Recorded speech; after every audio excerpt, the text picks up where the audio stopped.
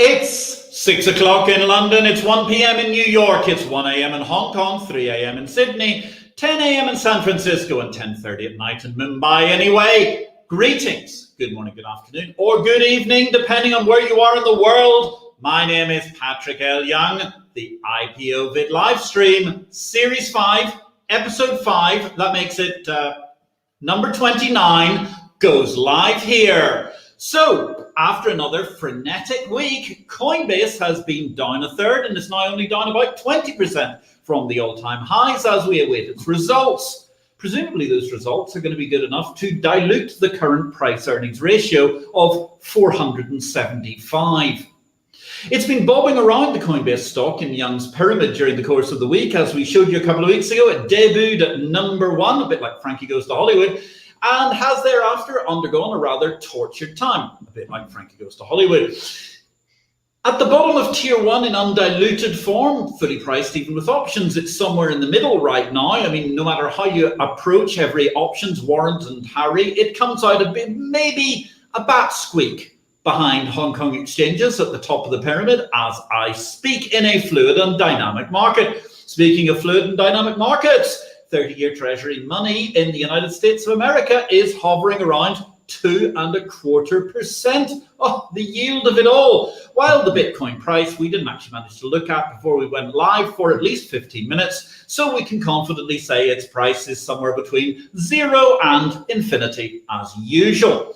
All this and more has been covered in greater detail in Exchange Invest Daily, the unique newsletter of the Bourse business. If you'd like to be a subscriber, send us an email or hit me up on social media, Patrick L. Young. Make a mention wherever you see this on social media, and we'll organise for you to get a free 30-day trial so you too can get signed up to have a better understanding of the exchange business. Welcome to all our streams today. Don't forget, please give us a little bit of a like. That would really help, because then that means that the artificial intelligence bots will push us forward and up the ranking so that our illustrious guests can manage to get more viewers. Speaking of illustrious guests, our guest today is Christopher Messina. The man from Messy Times has returned. Chris, as you may recall, was our very, very first guest 28 shows ago. He's a board member of North American Nickel, which is listed in Toronto Stock Exchange's Vancouver department, amongst other mining companies. He's a markets-focused executive and entrepreneur. He's got deep international experience in the global capital markets, private equity, technology, and commodities. He's the co-founder and CEO, we talked a lot about this last time around, actually, I do believe, CrowdFill LLC, and an advisor to Digital Gamma, which is the first prime brokerage service for professional traders to access cryptocurrency markets, which it seems are still a thing. He began his fintech career as part of the team that created BrokerTec. That takes us back in the world of bonds at Goldman Sachs, perhaps appropriately for financial markets, as I've noticed before. Chris holds that qualification that is best for particularly the world of exchanges and indeed the world of old-fashioned floor markets and interdealer brokers, money markets et al. He has an AB in Anthropology from the University of Chicago, as well as an MBA in Finance and Strategy from the Australian Graduate School of Management, presumably so he can do something like become an anthropologist in a future career. He's been a contributing author to Shari'ah Compliant Private Equity, a primer for the executive, which was published by Euromoney in 2010, has lectured on derivatives, hedge funds, Sharia finance, and artificial intelligence at law schools and conferences globally. And most importantly, as I said, he was a guest previously. So, Chris, the man from Messy Times, you return. Good afternoon. Where in the world are you today? Good afternoon. Just listening to that recitation makes me feel tired, Patrick. I am here in the last free state in America, Florida, enjoying the sunshine and freedom, and looking forward to a good conversation. I'm delighted to be back. Wonderful to hear from you. I do believe actually you've also got one of England's most famous disciples of recent times has just spent a fortnight in St. Martin, and I believe that earlier today we saw Nigel Farage was in Florida. I think he was meeting your governor just the other day, and he met some other guy who lives on a golf club these days and is kind of semi-reclusive, whoever that man might be. Lovely to see you this evening if you're watching. Former President of the United States of America, Donald J. Trump, just in case you're catching something before your afternoon golf game. So you're in Florida once again. What's been happening in the world? I mean, the last time we met, my goodness, that seemed an eon ago. I mean, America was still free and all those sorts of things. And there's been some sort of an election since then. Well, there has been, and and Nigel, if you're listening, you're sitting there with President Trump. Please say hello. I had the joy of chatting with Nigel at London Minds and Money a few years back. Funny guy, spot on. Yeah, we had an election in typical American fashion, at least for the last few election cycles. Half the country believed that it was legitimate. Half the country believes it was illegitimate. There's lots of screaming and yelling. There's huge amounts of theatrics going on, and part of what my co-host and we set up this podcast, Messy Times, in the middle of last year, mainly to provide a little clarity. I mean, the tagline is that we're going to tell you who's lying to you and why. And right now, so far as I can tell, 99% of politicians and 99.9994% of the media have been lying to people consistently, which kind of mirrors the coronavirus statistics. So if there's anything to be drawn from that, I don't know. Interesting. What you can hear in the background is the ice cream van is just passing by. I hadn't realized it was controlled by the Biden administration or the FBI, but clearly somebody is trying to silence the man from Messy Times. Most likely. Yeah, it's very lively altogether. It could get us into that whole conversation about the regulation of ice cream vans. I can tell you this one's playing on a UK-based cycle because it's right-hand drive and imported from the UK. Whereas, fortunately, it's not in somewhere like, I do believe, some of the Middle Eastern states where you can literally play that annoying jingle for as long as you want, which, well, yeah, certainly. I think it'd be put off ice cream by the time I'd finished it. Enough of this commodity. What's going on in the world of commodities these days? It's been quite busy, hasn't it? It has been, and part of what I've found most fascinating for the last, certainly watching this cycle happen in the last few years, is that a lot of the predictions about, or a lot of the currents that we see at my team growing towards greater high-tech manufacturing, distributed energy, modular grids, all sorts of things are driving towards huge needs for minerals that most people haven't heard of, right? So you've got people who play the copper market or iron, things like rare earths and tellurium and niobium have become a lot more, at least popular for journalists to pretend to write about, to fill column space and provide some sort of insight, such as it is.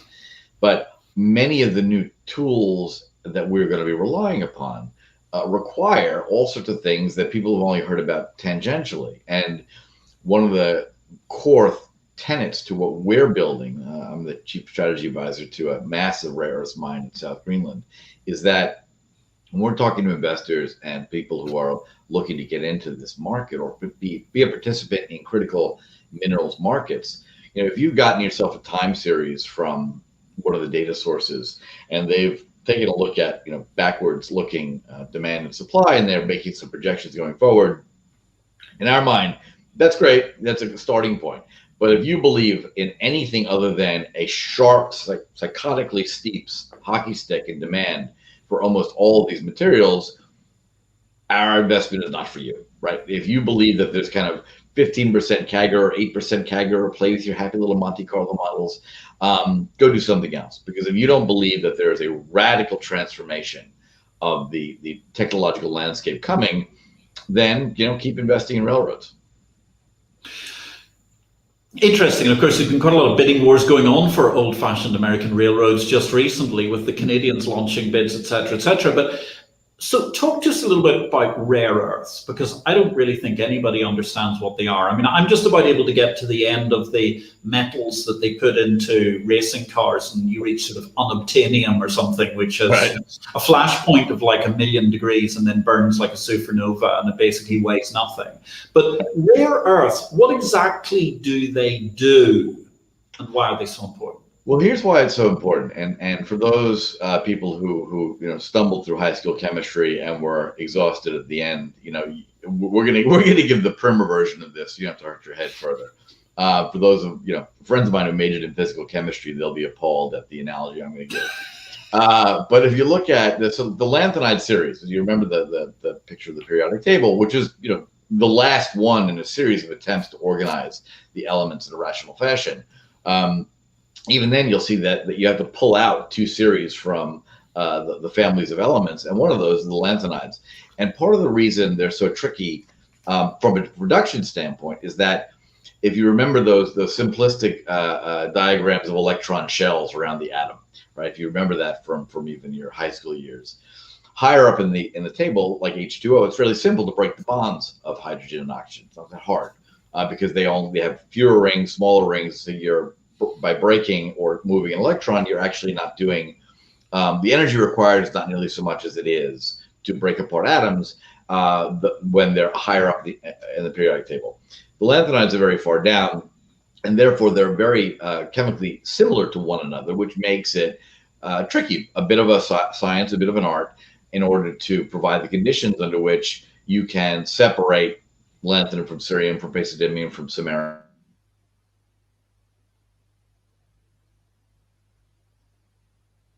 I think Chris may have frozen there. There obviously aren't enough rare earths in his system right at the moment. Ladies and gentlemen, if you're watching this live, do please take the time to leave us a comment, even if it's just sympathy about the fact that we're not managing to get our way through the periodic table with Chris at this juncture. By all means, we would love to hear from you. We always appreciate your likes and good comments, and indeed your constructive criticism as well.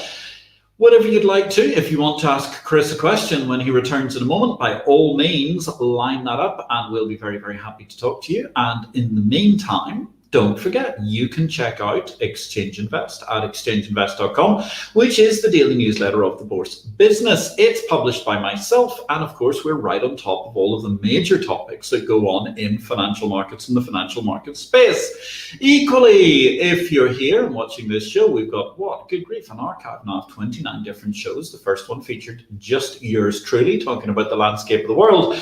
And thereafter, we've gone through all manner of market structure with a plethora of great guests. The first one was indeed Christopher Messina, who's with us this evening, and we have been followed up by a number of different parties in the universe of financial markets, and indeed also in the greater parish of exchanges. And thank you very much, Jeffrey Eisenberg.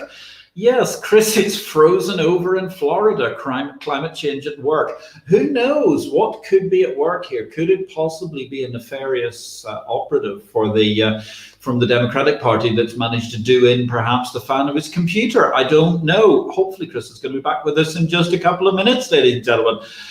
Recently, highlights on the Exchange Invest weekly cadre from this IPO-VID live stream have included the Sheriff of the City of London, Michael Manelli. We also had a great discussion about Brexit a week before that, which was with a fellow professor and a Mercer, the professor at Gresham College, which was Daniel Hodson.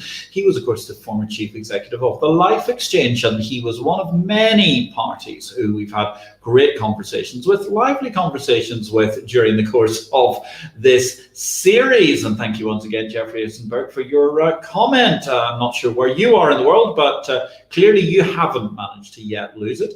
Oh, and we've got a question I see coming in from several people. Thank you, Chris Pryor. That's a great question. We're going to put to Chris in just a couple of minutes about the Suez Canal. We're going to equally take Randy Kowalski. Mr. Kowalski, it's lovely to see you, asking about, that's going to be very interesting. We'll be asking about monetary policy in a minute and the Fed's activities. That gives us an interesting eye into something that we're going to be talking about in a few minutes, which is actually Chris's new book, which he has just finished writing and is in production. We've even got a sneak view of the cover, which I believe we'll be able to show you slightly later on.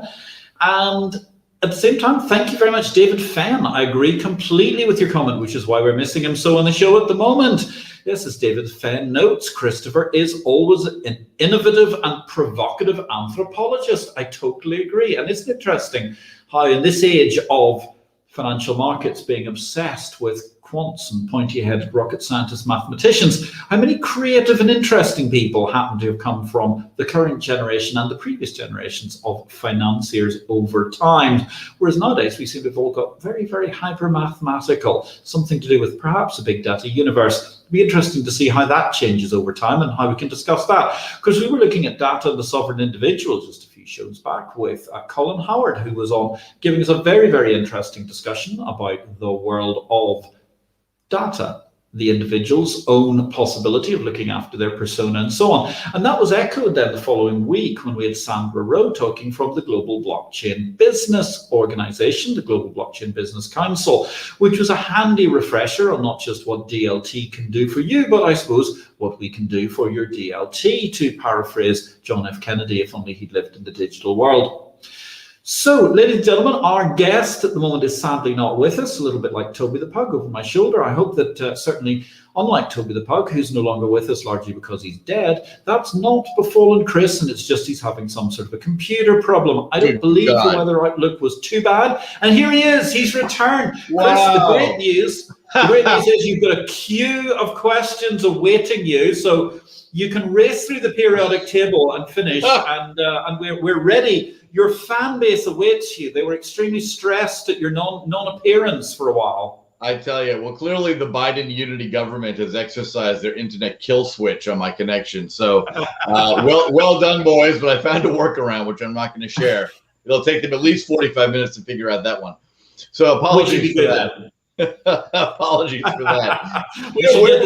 Where did we drop off? I was in the middle of dropped off, and you were essentially talking about the shells of neutrons, and I suppose at that point in time I can make that very English joke about neutrons, protons, croutons. You were talking about those sorts of things, and you were in the middle of the periodic table about double L and somewhere there, and you were just discussing to us the importance of rare earths. All right, excellent. Well, very quickly, without going back through all that again. On the production side, that just means from a miner standpoint and a processor standpoint, it's a little bit trickier to separate out each individual rare earth oxide or yttrium from solution, much like the palladium, rhodium, and platinum group are also very hard to separate individually. So that just makes it a little harder to deal with. But when it comes to the industrial applications and why this matters so much is that you've got this very fascinating supply-demand curve imbalance. Everyone has read about the time that aluminum at one point was more expensive per ounce than gold because it was a lost secret as to how to actually produce it. And then the Roman emperor who first found it decided to put the eyes out of the chemists who did it, thus losing it to the West for another 1,500 years. So good going, Rome. But right now, if you've got the idea of, say, Alcoa wants to create a brand new aluminum alloy that will be much more strong or light or have other properties that are desirable in terms of industrial applications, mobile applications. You've got this very strange place where we talk to, from a commodity sales perspective, we talk to end users and we have discussions with engineers about what we call the platonic ideal of their design, right? So if you say to an engineer, what's the best way to make a high power density motor, or what's the best way to make a turbine that will sit in salt air and high temperatures, the rest of it, engineers will come up with an ideal mix of the materials that will go into that design. But then you then say to them, as their CFO and their chief operating officer are most surely going to say, well, that's fascinating, but 7 of the things that you have put down here that you need 7 pounds of each are way too expensive and very hard to find. We can't get them in those volumes, so pick another solution. And that is what happens in industrial design. And part of what we're trying to do is bridge that gap. We know that there are some incredibly attractive principles or properties of, say, a gadolinium aluminum alloy, for example, but there's not enough gadolinium produced on a global basis to address the sorts of massive applications that people want to use with that alloy. So part of what we're trying to manage is finding processing uses for the materials that we're producing that are currently low volume production, incredibly high cost. How do we move those up the volume scale, down the price scale, but still at a place that people want to buy? So that's the main goal that we're focused on. And I would just say that from your introduction, I've never stopped being an anthropologist, and the reason anthropologists do well on Wall Street is that we pay attention to primate fear and greed and tribalism. Actually, while you were off air, I was discussing exactly how suited it was and how interesting to discuss the whole concept of how this generation seems to be obsessed with people who are purely mathematical. I don't mean necessarily pure mathematicians, but purely mathematical, quantity heads. And you look at kind of our generation and before, and people had a genuine cornucopia of backgrounds before they managed to hit financial markets. And I think there's something there. And certainly, I think your tribalism and primeval greed and fear point is well taken. Now, speaking of the fear end of the spectrum, well, first of all, thank you very much, David Fenn, for your excellent comment about anthropology. I think that's highly apt that Christopher is always an innovative and provocative anthropologist. I couldn't agree more. In your absence also, Jeffrey Eisenberg was saying, oh no, Chris, it froze over in Florida, climate change at work. So your fan cabal have been out there very ready to make remarks about your brief demise there, thanks to whatever the conspiracy theory was that we're going with today with the man from Messy Times, Christopher Messina. Now, another Christopher Pryor-Williard, he's asked a great question. I mean, talking about primeval fear, just a few weeks ago, the world was about to end because the ever incredibly badly driven, or whatever that ship was called, the traffic jam in the Suez Canal put the spotlight on a key commodity on which many commodity exchanges depend but don't trade. Freight. What has happened to the Baltic Exchange, and should we worry? Wow, that's a good question, and I wish I had a more current answer. The Baltic Exchange worked really well for a while, and I knew that there were some issues coming into it a few years ago, but I honestly haven't paid attention. But yeah, freight, all sorts of logistics issues. I would hypothesize quickly, knowing that a lot of the folks I deal with who have to handle logistics for big commodity trading houses or for mining companies have moved to a lot of solutions that are more blockchain enabled or more multilateral or bilateral in nature. So, good question about the Baltic Exchange. I would dive into it. I think in terms of should we worry overall about the state of global freight and contracting and transfers? No, I think, the people that need to get their stuff from A to B, do it. Are people going to look at choke points like the Suez Canal a lot more carefully than they did before? Possibly. But I would say on the optimistic note, because I responded to someone the other day who had written a fairly pessimistic report about the global state of the world, and he described the future as Hobbesian, which I kind of find pretty fascinating. I guess I'm a little more optimistic. I never thought of myself as a rosy glasses kind of guy, but we used to have far more hijackings and piracy and choke points in global trade than we do today. That could come back again. But the Suez Canal, I think, put people's noses that are joined so badly because that sort of disruption is now a surprise, where even 20 years ago, it wasn't that much of a surprise. No, I mean, you're quite right. I mean, the whole situation, you look at the 1970s and how much friction there was, not just in terms of the actual terms of trade and the slowness of managing to communicate by 70 baud internet, which is effectively telex machine, and you didn't even have a fax necessarily till the late 1970s. But also that whole cabal. I mean, you look at the things like Germany. I mean, you look at the Baader-Meinhof's terrorism. You look at the terrorism there was in Italy of the Red Brigades, which people just forget. And the amount of kidnapping, the things that were going on, all of which was an incredible restraint on trade as you were trying to get anywhere. And that's something which I think, I agree. I mean, people have forgotten just how difficult it was. Now what happens is, you get hashtag first world problems because everybody goes, oh my goodness, my AliExpress is stuck in the Suez Canal on ship number 4. Right. And then you have to sit there and you go, hold on a second. I mean, look how dark life was in 1970 or 75. I mean, look how, nowadays you can see where your car is on the high seas, on the container ship. You can even get onto a camera on the container on the high seas and see the container your car's in. It's just incredible. Oh, a lot more transparency. Yeah, the run-up into the 1967 war was originally about restraint of trade and shutting down a waterway. True. Shuttle Arab, wasn't it? It was the waterway that was disputed at the time. Absolutely true. But it's a great question, isn't it, from Chris Pryor-Williard? Thank you very much. I mean, Certainly, I think the development of freight markets is something that seems to be almost primeval. And in the current era where we're seeing a reopening and a difficulty prioritizing what goes where, it is quite fascinating. It's really, really interesting. Now, that's one area, but Randy Kowalski, he's asked a really superb question altogether. Now, it's a long one, so I'll take a deep breath before I start this one. Question for Christopher. Well, thank goodness it's not a question for me, having read it. Thank you, Randy. For the last 40 years, the Fed has engaged in extraordinary monetary creation and interest rate suppression, which has caused panics, booms, and busts. The markets have been blamed for these outcomes as opposed to the regulators and governments. This time around, with possibly $7 to $10 trillion worth of stimulus in the works, what will be the unintended consequences over the next decade? A fine question, Mr. Kowalski. And I would say I'd skip to the end of that question and say unintended by whom or intended by whom.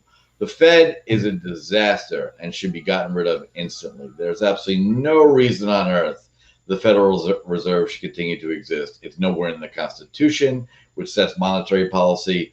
It is a creation that was designed by banks to save themselves when things went wrong. And lo and behold, many years after their creation, it did just that. They practiced organized theft through managed inflation rather than just observing what happens. The $7 to $10 trillion of stimulus, the U.S. was bankrupt in November of 2019, right? Without any help of this coronavirus nonsense and the resultant ham-fisted, tin-pot dictator draconian shutdowns that never made any sense. It's a fine question, right? We've discussed this before. You always look at cui bono, right? Mm-hmm. Who apparently there's a pack of politicians in this country that want to be king turd on crap mountain, and they look at Venezuela with envy. I've got no idea what rationale goes on in terms of the Fed. And when someone sets something up as this almighty being that's supposed to manage monetary policy, it pains me to the depths of my heart to have to look to one of my personal heroes, Richard Nixon, and accuse him of destroying the global system by taking us off the gold standard. Everything that's happened since then has been utterly insane. Every problem the government claims to fix, they make worse, right? Housing prices in the U.S. could not be where they are if we were still in a gold standard. That's just one great example. Before you set up Fannie and Freddie and all the other things that are busy creating money alongside the Fed, the official federal deficit right now is something like $32 trillion. But when you add in 45 years post-New Deal, baby boomer malfeasance in governmental control, we've got like $120 trillion of accumulated deficits and debt that we are never going to pay off without psychotically draconian taxation and or massive inflation, which is going to destroy the value of everyone's dollar. I bet the second is going to happen. And it's only a small miracle right now that the dollar still holds any value in world markets after this. The wonders of exorbitant privilege. I mean, it's quite fascinating how the dollar has managed to hang in there. But it's funny, isn't it? Like, think about it. For the whole of our careers, pretty much people have been talking down the dollar. And yet there it is. It still hangs there. It's quite incredible. I suppose maybe that's Keynes. The market can manage to be wrong longer than you can stay solvent. Well, it's also the fact that, if the world is graded on a curve, we're still doing better than many others, which is even more horrifying. But the world grant, it's like it's like handing over a credit card to a drunk teenager and then getting angry when he blows through the limit, right? It's just, it's madness, and it's somewhat disheartening, but I still have this abiding faith that at some point, rationality, clear thinking, and persuasive argumentation are going to hold the day in this country. I can't speak for others. But right now, the most fun I've had recently is in speaking to self-proclaimed Democrat friends of mine in DC and getting them to admit that there are parts of the Trump administration they miss. Not his crazy tweeting, not his getting into fights with Gold Star parents, But, job creation, trying to rein in spending, the fact that if you promulgate any new rule in the Federal Register, you have to kill at least 3 to get the new one up. So he did a lot of really great things, but it's still impossible to get them to admit that they don't long for the days pre-Biden unity government. Indeed, the Biden unity government. I wasn't aware of that phrase, but there you go. That's something that hasn't reached us in the rest of the Western world. I'm trying to get it going. I think it's got good momentum because the acronym is BUG. So that's absolutely, yes, and possibly good for gold as well with the inflation they may yet unleash. So therefore has a double bug possibility, which is interesting.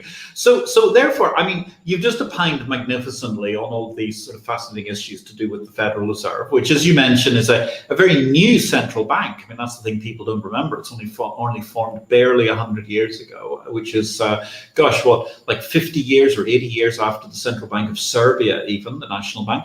So I do believe that you're going to reveal to us the fact that you've been writing a book. I have been. And if you ever want to get, what is that old, there it is. They're there for those of us who have not been in the publishing process. You get a look at the sausage factory. That's the cover art, which is almost done.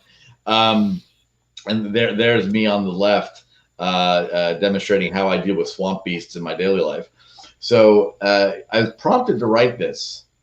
Actually back when candidate Obama had not yet even been elected.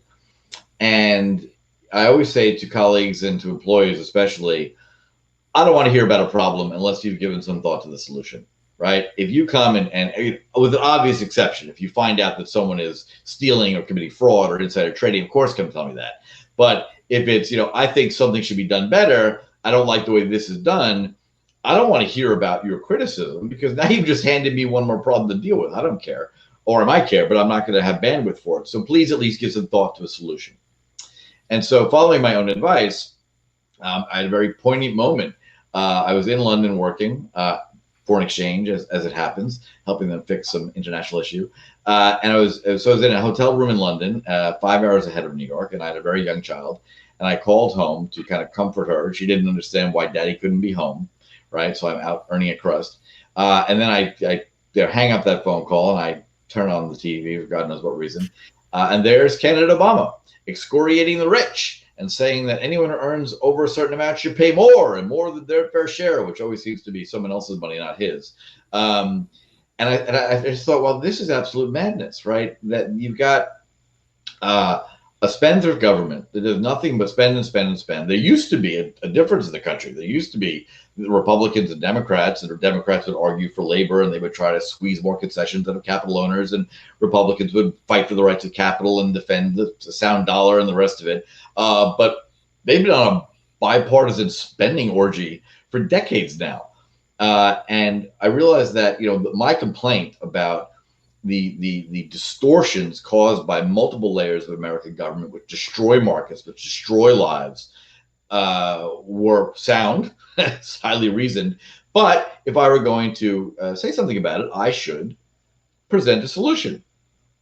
And I began to write a version of the federal budget that I thought would make sense for everyone. And as it turns out, it took me a lot longer to complete than I thought, but also it highlighted for me exactly the problem that everyone needs to pay attention to. You'd think in a world full of voluminous writings about the government, right?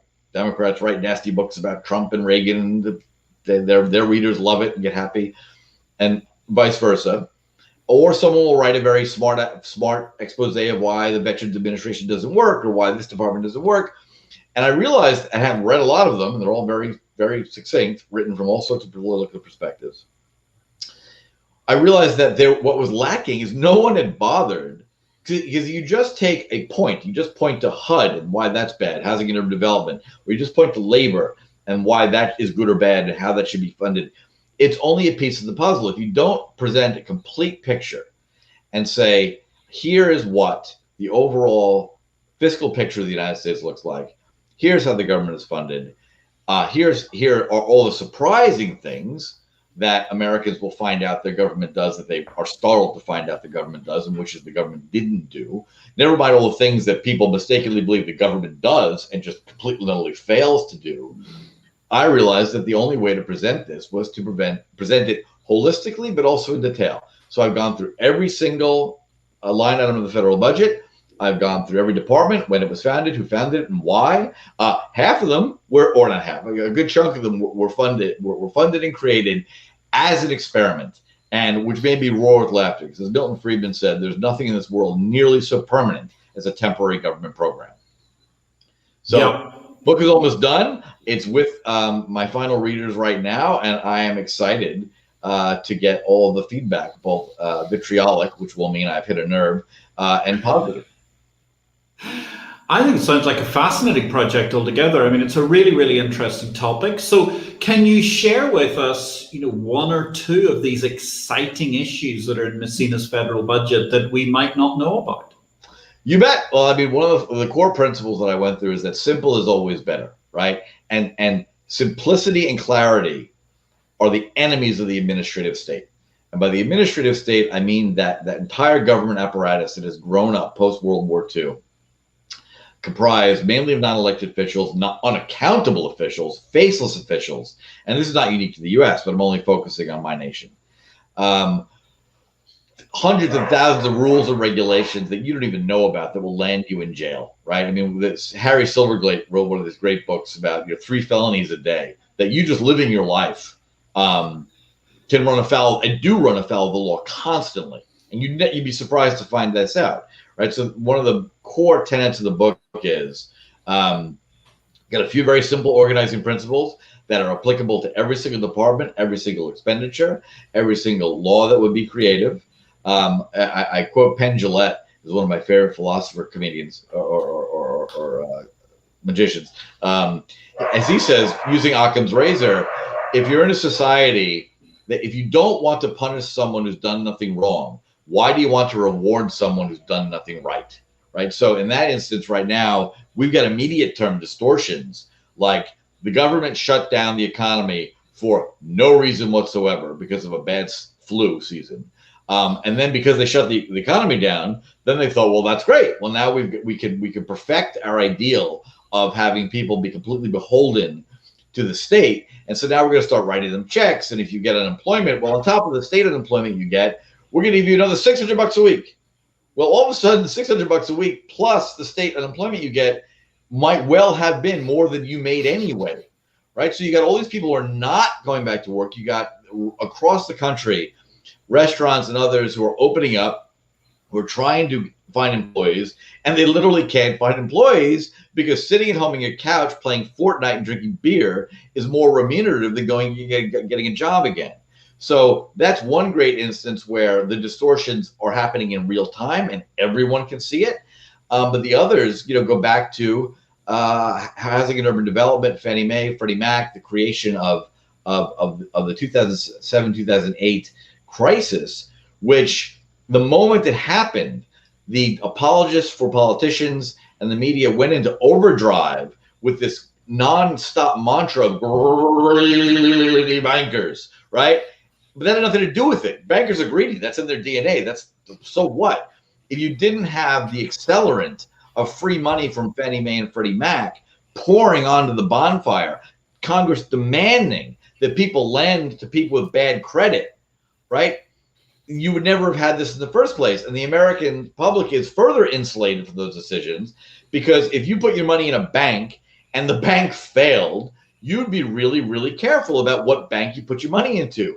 But when the federal government created the FDIC at the end of the Depression, all of a sudden Americans who are saving their own money are divorced from the consequences of bankers' actions. So the bankers are forced by Congress to lend money to people who can't pay it back, or else they're going to get in trouble and they're going to have someone stand in front of their bank with a placard accusing them of bad things. The people who should care, right? The savings that you have worked hard for that is now being lent or given to people who can't pay it back. Well, you don't really care because the FDIC is going to give you your money, whether that loan works out or not. So the book on the whole goes through point by point why each federal program, each idea that's put forward, each time they spend your money, is a distortion of how markets should work.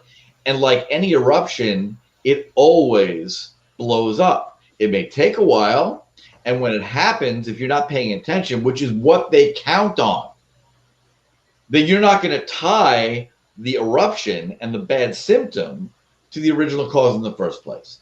And so, I went through the effort of going down this rabbit hole, and it's kind of like writing a PhD dissertation, I gather, in that there are endless sources, and I eventually had to say no mas and just finish the thing. And hopefully it is comprehensive enough with enough detail. My goal is that you, as an American citizen, if God willing, you agree entirely with my proposal about how the government should be funded, you can put on a 3x5 card to your congressman, I support Messina's proposals. You can pick and choose if you want, but I wanted to have something that was actionable and useful, and not just one more book that would make one segment of the population happy with righteous rage and a burst of adrenaline, say, that's awful, and the other one ignore. I wrote it so that hopefully across the political spectrum, everyone will at least read it. Well, there you go. And you've got your bumper sticker all ready to go. Presumably you're printing a few million of those before you get out there. Won't be any rare earths required for a bumper sticker, I don't think.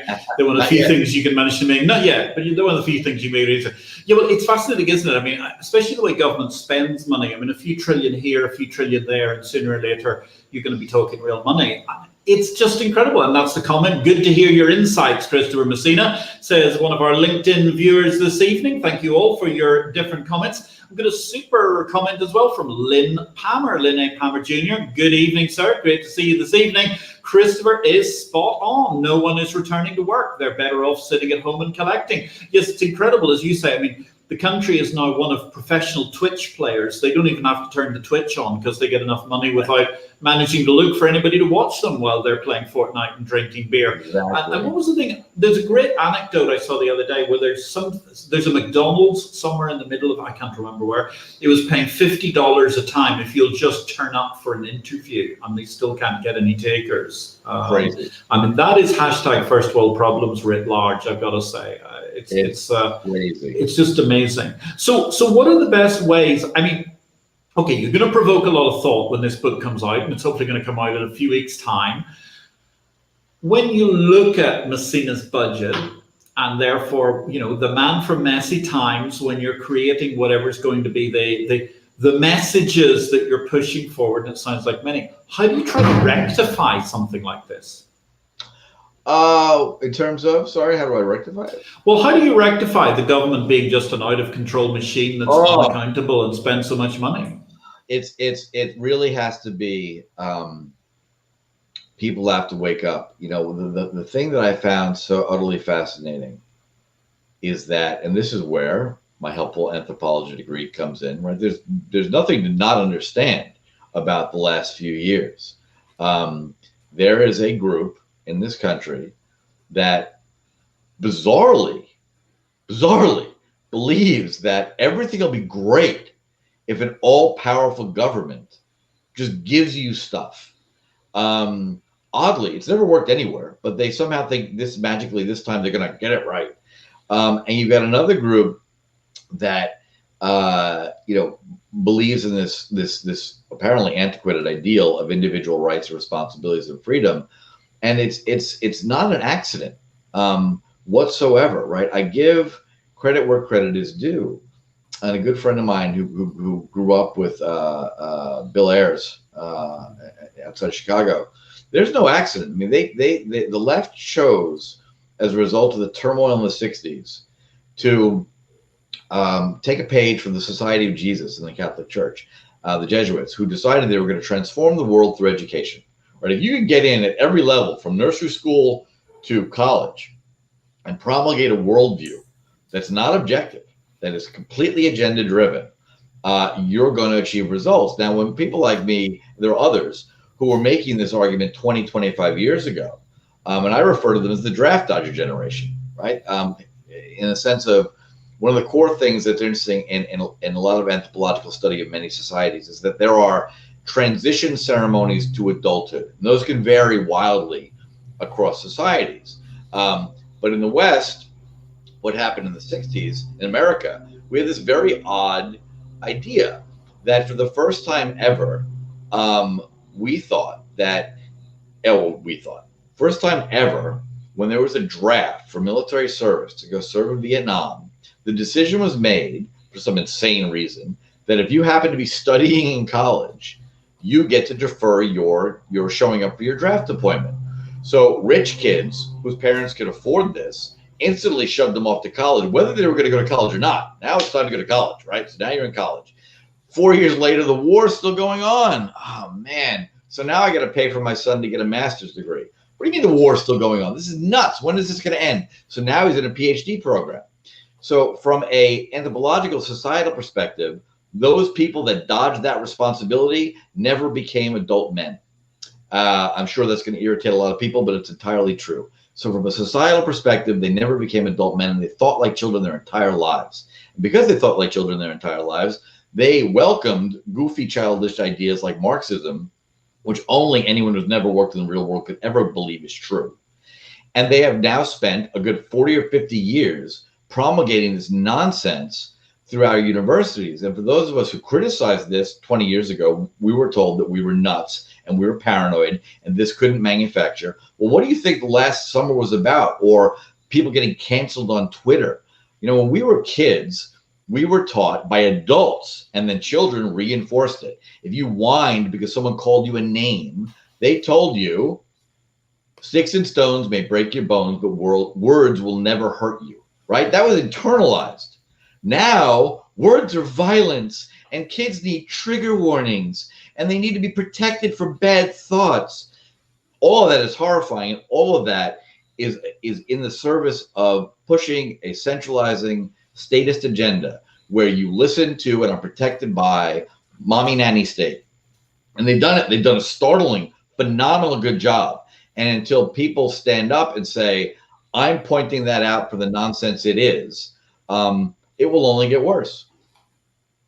For those of you who are with us this evening, ladies and gentlemen, with the man from Messy Times, Christopher Messina, who are suffering a trigger warning, well, you probably want to look away right now because you can get a whole new extra hour of this kind of discussion where I was the guest of the Messy Times podcast. So therefore, you've got Patrick L. Young being vaguely asked the questions and managing to get onto his high horse and talk about these sorts of things. And of course, therefore, that gives us a perspective, as you can see coming through your social media window as you're watching this right now, ladies and gentlemen. The man from Messy Times, Christopher Messina, he's with us this evening, and his podcast is an excellent listen. I thoroughly recommend it. And you can catch me, yours truly, Patrick L. Young, as one of his very recent guests with a show we recorded just last week. It was Colin awesome. Howard. Yeah, it was awesome altogether. It was absolutely fantastic. We discussed, well, technology, freedom, the Austro-Hungarian Empire, issues to do with the Ottomans. And that was just in the warm-up. I mean, then we got really stuck into things which were quite splendid. Thank you very, very much, Colin Howard, for your excellent question. Colin, as I was mentioning a couple of moments ago, was a guest on our previous show talking about individual identity and all those sorts of digital threats to our privacy. Brilliant. But Christopher is bound to be cancelled by the woke brigade, which I suppose is why you're in the People's Republic of Florida, hoping that your governor is going to protect you, if not the other man who's seeking refuge from the Washington, D.C. How am I going to start with? Colossus. Yeah, that's exactly right, and quite fascinating altogether. So you're talking about this and all of these sorts of things that have been triggered. We've got a great comment coming up actually from our correspondent this evening in Belgium, who was worrying about global warming in Florida earlier on. Jeffrey Eisenberg, I'm getting a copy of Christopher's book, The Messina Budget, as a conversation source for diners. When I'm having dinner with my American friends, there are quite some similarities with Belgian government spending. Indeed, the Belgian government, memorable for the fact that the one time it came out of recession was during the time when they couldn't actually manage to form a government. The economy managed to balance itself and emerge without any intervention whatsoever during the course of, and that's only the course of the last 15, 20 years, isn't it? Well, of course, Belgium, I mean, it has many layers of bureaucracy, least of which is the European Union. And we'd love to say something positive about their impact on society. But instead, I'm going to go back to Christopher Messina and say, well, thank you very, very much for all the comments, ladies and gentlemen. If you'd like to ask a question, we're coming into your last 12 minutes of the show this evening. We're with Chris Messina. He's in sunny Florida, in the heart of the United States of America. So, Chris, I mean, you've written this book. You're obviously priming yourself for some exciting and challenging discussions. You're saying you're getting the feedback coming now. What are you hoping to achieve from the book? You know, it's funny. When I began the book, I think I began it the way a lot of people who write about government do, right? Most people, if you're having a delightful day, you don't say, you know what, I'm going to sit down and tell everyone about my delightful day. That's an odd thing to do. You just go about your day and have another drink by the pool. A lot of people who write about governmental issues or policy issues, they're driven by a personal agenda, moral agenda, whatever. And my first impulse was exactly that I wanted to kind of get all this off my chest, and I wanted to express it. I realized that there are plenty of books that have been written about that, and it's got limited utility. What I truly hope for this is it provides a common framework for everyone to argue about, right? Senator Moynihan years ago, and talk about being prescient. He's the one that first said, you're welcome to your own opinions. You're not welcome to your own facts. And we have lived in a fact-free zone for, I don't know how long now. I mean, everything I hear, people say people cannot distinguish between news and editorial anymore. And I think this all goes back to the root cause. I think this is deliberate. I mean, the miseducation of the American public, the replacement of objective knowledge with propaganda has borne fruit, right? With the moment they start, I remember being in grammar school, asking, what is social studies? Are we studying history? What are we studying, right? What is this? And it's become even more prominent now. So going back to root causes, going back to principles of personal freedom and personal responsibility that go hand in hand. People can't even tell what a right is anymore. You hear people, politicians, many of them terrifyingly in federal office, who say things like healthcare is a right, housing's a right. Let's be really clear. Anything someone else has to provide to you cannot be a right. I posit in the book a thought experiment. Statistical studies, epidemiological studies show that, amazingly enough, young men between 16 and 35 are less prone to violence if they're able to get a massage once a week and get to run around the track for 40 hours or something, right? Well, running around the track, you could well be a right? You're allowed to go outside and run. No one's going to stop you. But getting a massage, which will calm your muscles down, can't be a right because someone else has to give it to you, right? Unless you create a robot. So the thing that I found so disturbing is at basic level, there's a bunch of people in this country and others that have tried to distort ground truth. They've tried to end people's understanding of what is rational, what's a right, what's a responsibility, what's an option, what does freedom mean. And they have managed to do so appallingly well. I mean, we in Florida got lucky because Ron DeSantis is the governor. So he looked at the statistics coming out of Italy as recent as February of 2020 and realized correctly that old people are at risk. So he shut all the nursing homes and didn't allow anyone in unless they'd been tested. At the same time, the American media and the Democrats' hero, Andrew Cuomo in New York, was busy sending old people back into nursing homes who were infected with the COVID-19 virus while there was a hospital ship sitting in the New York harbor, sitting empty, that the Navy had sent. The media still praises him. They refuse to call for his ouster, even after 20-something women have come forward with pretty solid allegations of misconduct in office towards them. And this is the same group that howled and screamed at Brett Kavanaugh when he was about to become Supreme Court Justice after they'd tried everything they could to disqualify him. And they came up with some woman who can't remember the year some alleged assault happened, but all that became perfectly justifiable and he should be thrown out of office. And so the same people that are promulgating this nonsense then wonder why when Americans are polled, 90-something% don't trust what they see in the quote unquote news. It's madness, absolute madness. But it's interesting, isn't it, though, because you talk about people not trusting the news and you talk about the desire of the news media to push people back. And then, of course, the United Kingdom, they recently had Brexit, and everybody who thought that they could control all of the great unwashed were suddenly shocked because people had an opinion, and that opinion didn't actually involve spending your life on Eurostar or paying fealty to Brussels for the rest of your days. And people sort of like their own independence. Absolutely. And what again, I praise Ron DeSantis because he's rational, right? And when everyone else is calling and screaming for how do we shut down, you got this governor in California, this lunatic in Michigan, who is busy, micromanaging things to the point where, like, you're allowed to go to Home Depot, but you're only allowed to buy toilet paper. You're not allowed to buy garden seeds or paint. Well, I'm demanding you stay at home. By the way, no one's allowed to go boating, but only a certain kind of boat. And someone at a marina near her house found her husband putting a boat in the water. Like, craziness. And DeSantis just refused all that to happen. And the reason I said in some ways we got lucky is he only won the last election by a fairly thin margin. And last heard, his competitor in that election was busy doing meth with prostitutes in a motel on the beach in northern Florida, right? So thank heavens that we got lucky and we got DeSantis in office, because Florida's path would have been incredibly different had the meth head been in office. It's just, that sort of chance terrifies me.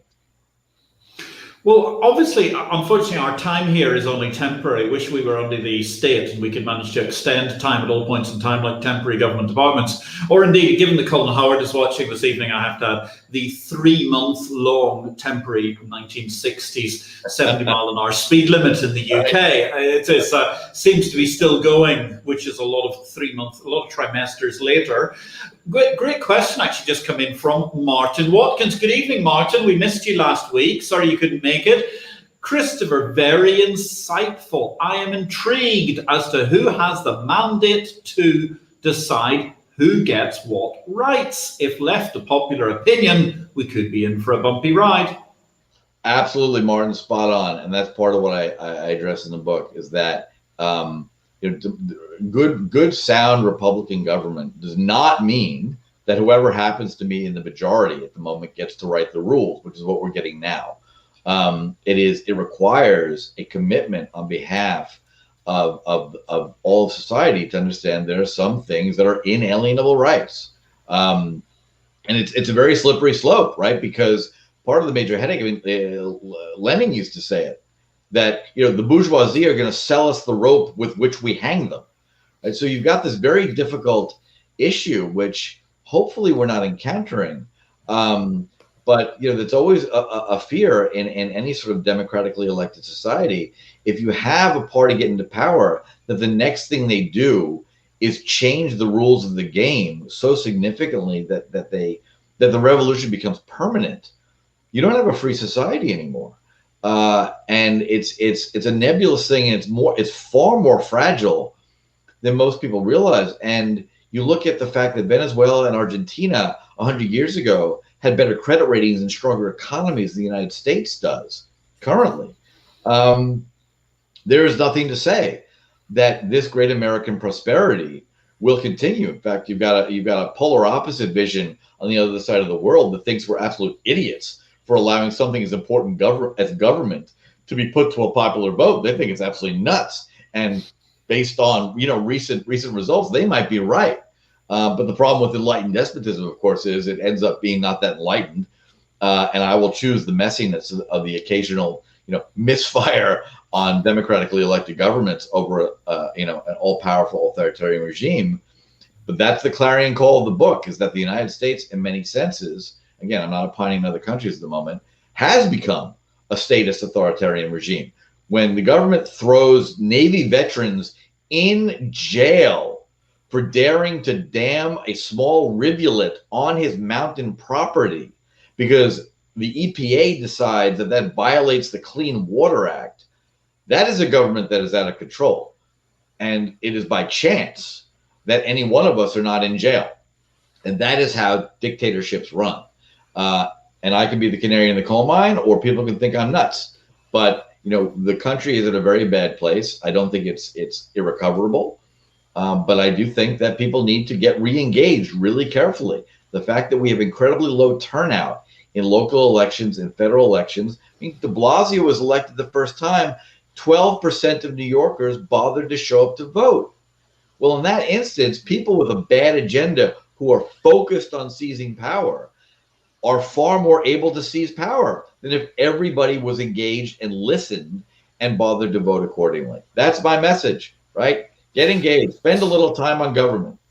So it's in get engaged, spend a little time in government. Actually, Lynn Palmer's made 2 comments here. It's one extended comment he's making. Hi, hello again, Lynn. So Christopher, do you feel people therefore are actually, if not turning up to vote, they're voting with their feet? I mean, Michigan, New York, California, all losing congressional seats, and indeed Florida and Texas gaining seats. And indeed, yep. I have to say, I've had, I think, a paucity of calls with New York in the course of the last number of months. Everybody I know from Chicago, from Michigan, from New York, from the tri-state area, they're all in Florida. I mean, it must be like Bangladesh down there at the moment.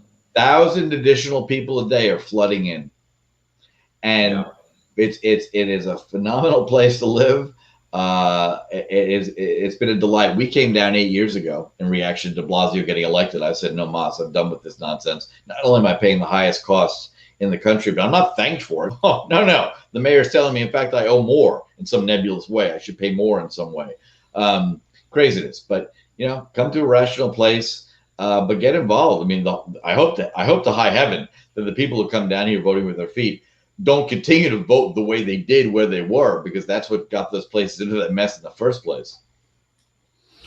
Now that is a very interesting point at which I think we're going to draw things to a conclusion, because we've come to a rational place, and indeed we've been in a rational place, I think, ladies and gentlemen, for the course of the last hour and a minute or two, talking with Christopher Messina, the host of the Messy Times podcast. He's a man of rare earths, which is a fascinating and interesting topic we hit upon earlier on. He's the man of Messina's Budget, coming soon, a fascinating book, and I'm looking forward to the seemingly endless number of listicles that can manage to emerge from that are going to tell us terrible things about the excesses and foibles of the government of the United States of America, whether in temporary offices or indeed the very few things that are actually permanent. We've heard a call for perhaps the idea that the supposedly permanent Federal Reserve might be temporary as a result of how it's been behaving over the course of the last few years. Interesting discussions on freight and other matters. I think it's fascinating that you look at the idea of, yes, a $32 trillion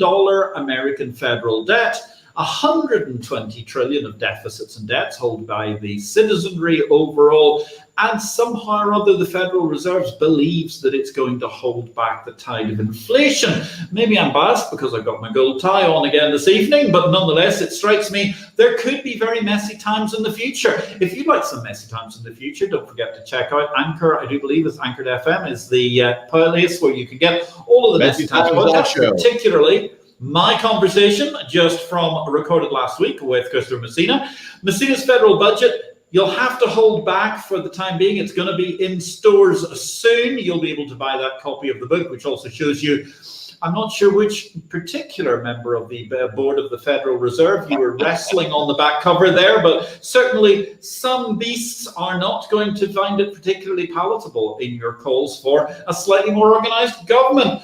Only remains for me to say thank you very much to our guest, Christopher Messina. Great to see you once again. A fabulous conversation altogether. I hope you'll be back again soon. Thank you to everybody who engaged during the course of this evening. So thank you, Jeffrey Eisenberg from Brussels, or at least from Belgium, David Finn, Randy Kowalski, Chris Pryor-Williard, also Lynn A. Palmer Jr. for your various interactions, LinkedIn users, there were several of you, Martin Watkins and Colin Howard, who are, of course, also alumni of this show. Give us a like before you switch off on social media this evening, ladies and gentlemen. My name is Patrick L. Young. I want to say thank you very much to the magnificent service in the gallery from our production team this evening of Beata and Jamil. Thanks to our showrunner, Ola, for her work in putting together this production. You can catch my pith again tomorrow in Exchange Invest, the daily newsletter. The business of bourses will be writ large.